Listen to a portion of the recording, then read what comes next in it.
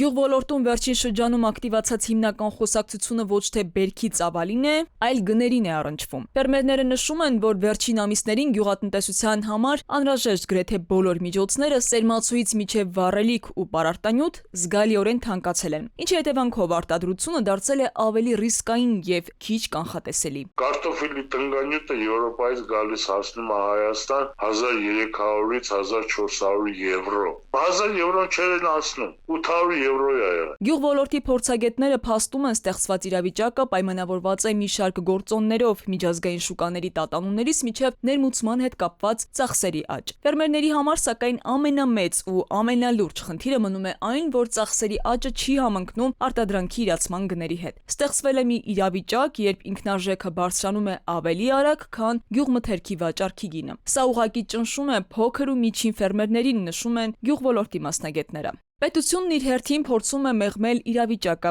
առաջարկելով սուբսիդավորված վարկային ծրագրեր։ Նախագծի համաձայն նախատեսվում է շուրջ 40 միլիարդ դրամի վարկավորում, որը պետք է հասնի մոտ 20-25 հազար շահառուի։ Վարկերի մարման պայմանները սահմանված են։ Առաջին մայրգումարի մարումը սկսվում է տրամադրումից 6 ամիս անց ամսական վճարման տարբերակով։ Տրամադրված վարկի տոկոսադրույքի սուբսիդավորումը դադարեցվում է, եթե վարկը նպատակային չի օգտագործվել, այն է գյուղատնտեսության եւ ագրովերամշակման համար կամ եթե շահառուի կողմից տրամադրվել է կեղծ տեղեկատվություն եւ դա բացահայտվել է վարկի տրամադրումից հետո։ Տոկոսագումարի սուբսիդավորումը դադարեցվում է նաեւ, եթե 1 տարվա կտրվածքով վարկառուն 90 օրվանից ավելի ժամկետանց պարտավորություններ է կուտակել։ Բոլոր այս դեպքերում ֆինանսական կառույցը իրավասու է սուբսիդավորման գումարը պահանջել վարկառուի։ Սակայն ոլորտի փորձագետները զգուշացնում են, ոչ բոլոր ֆերմերները կարող են օգտվել նման գործիքներից։ Շատերն արդեն ունեն ժամկետանց պարտավորություններ, իսկ նոր վարկ վերցնելը, անգամ սուբսիդավորված տոկոսներով, կարող է նրանց ֆինանսական վիճակը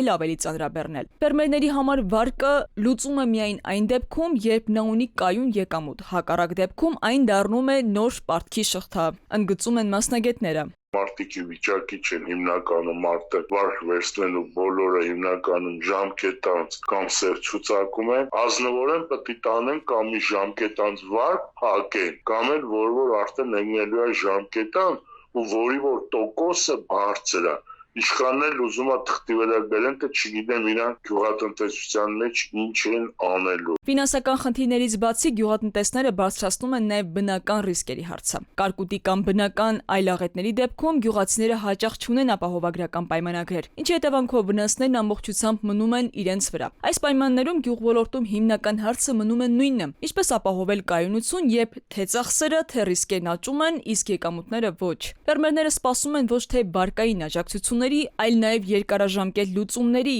ինչը ենթադրում է ապահովագրության զարգացում, շուկաների կայունացում եւ արտադրական ծախսերի վերահսկում։ Այս պահին, սակայն, գյուղատնտեսության դաշտում իրավիճակը շարունակում է մնալ լարված եւ անորոշ։ Քնարիկ Պետրոսյան, ժամը լրատվական։